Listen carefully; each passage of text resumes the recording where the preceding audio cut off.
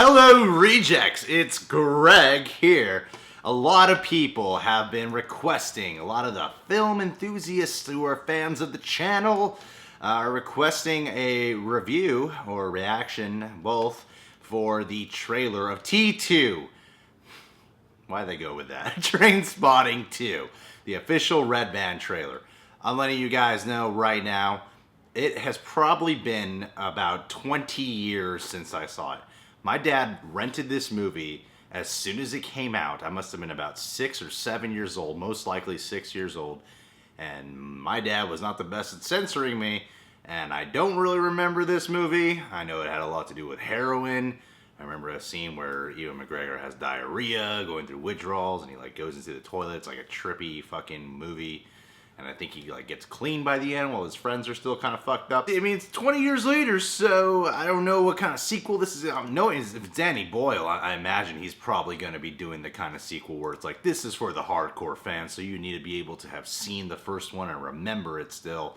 I don't know if they're going to do like a soft reboot with it. I just highly doubt that. We're not going to get an Ewan McGregor spin-off of Obi-Wan Kenobi. We can at least get him playing Rent Boy, I think was his name. I only saw that one time when I was a little kid. I need to revisit it.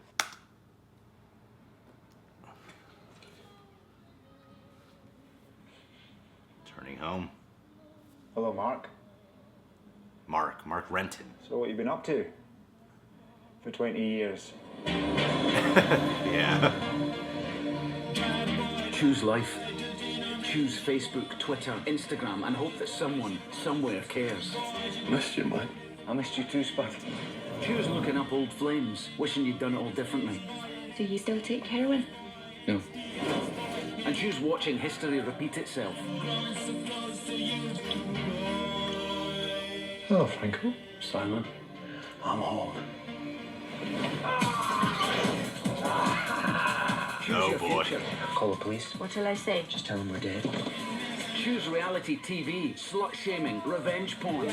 Choose a 0-hour contract, a 2-hour journey to work, and choose the same for your kids, only worse. And smother the pain with an unknown dose of an unknown drug made in somebody's kitchen. And then, take a deep breath. Oh, no. Whoa!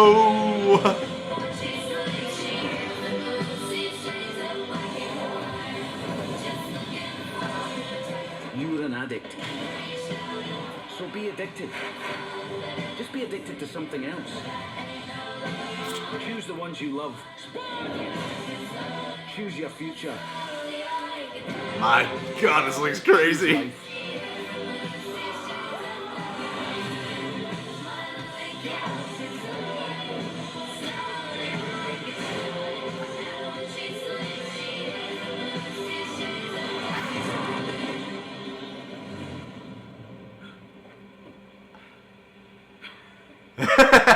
Oh, man.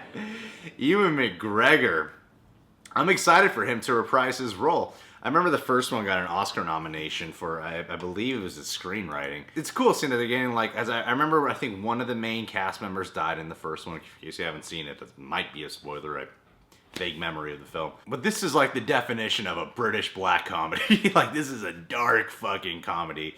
Drama as well. The only one who can make this film is Danny Boyle. Because it has that kind of kinetic, crazy energy about it, that manic behavior of, like the crazy, fast thinking behavior of an addict's mindset, how the need to stimulate, like that was one of the few things I really remember about the first one was the chaotic way of kind of like the funny way of exploring something so dark. And this kind of reminds me of like those kind of sequels that I like seeing when, it's a totally different kind of film, but when you think of like The Hustler and then 20 years later it comes out with The Color of Money and Paul Newman gets to revisit a character. And I mean, the actors are back. Ewan McGregor is such a talented actor, and think about it, he's the only guy out of the first 3 episodes of Star Wars that people actually like. I'm really interested to see this exploration that he goes through because it looks like he's going to relapse most likely. I'm not sure, it's such fast imagery, I'm not sure if there's a specific image that shows him relapsing, but it feels like he's probably going to have a relapse moment.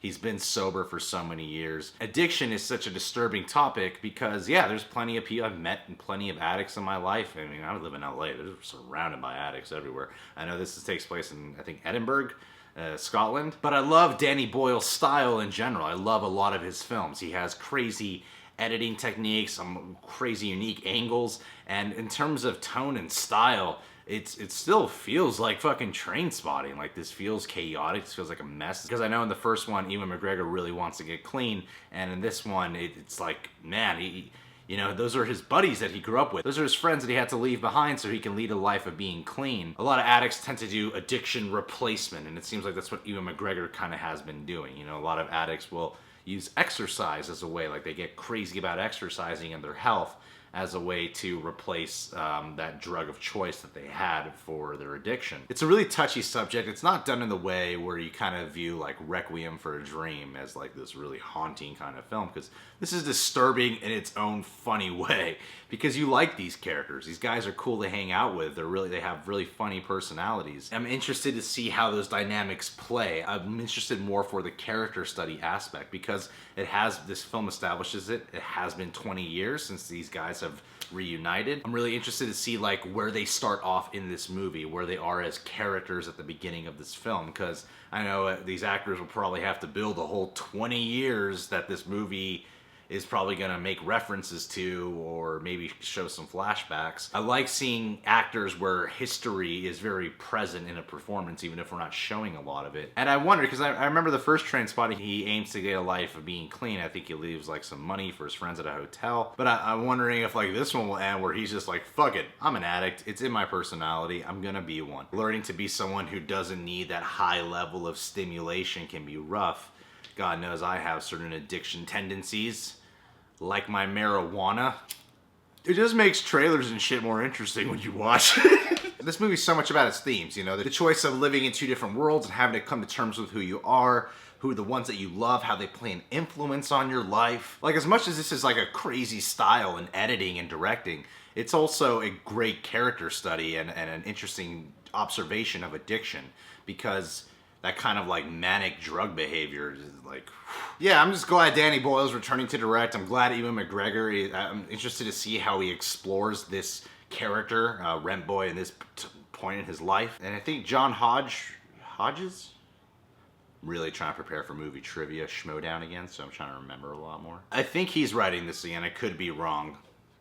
I mean, I could look it up on IMDb, but why? Why would I do that? Because I might have said a billion right things, but haters watch my videos. So if I got that wrong, I'm giving them something to actually comment about. You're welcome. Yeah, January is going to be an exciting time for film buffs. I know this is hailed as like, even though it's like a Scottish film, it's also hailed as like a British film. Like, I'm not sure which one it is. Like, I think it's like categorized as like both in a lot of, like, it really depends what circle you're talking in.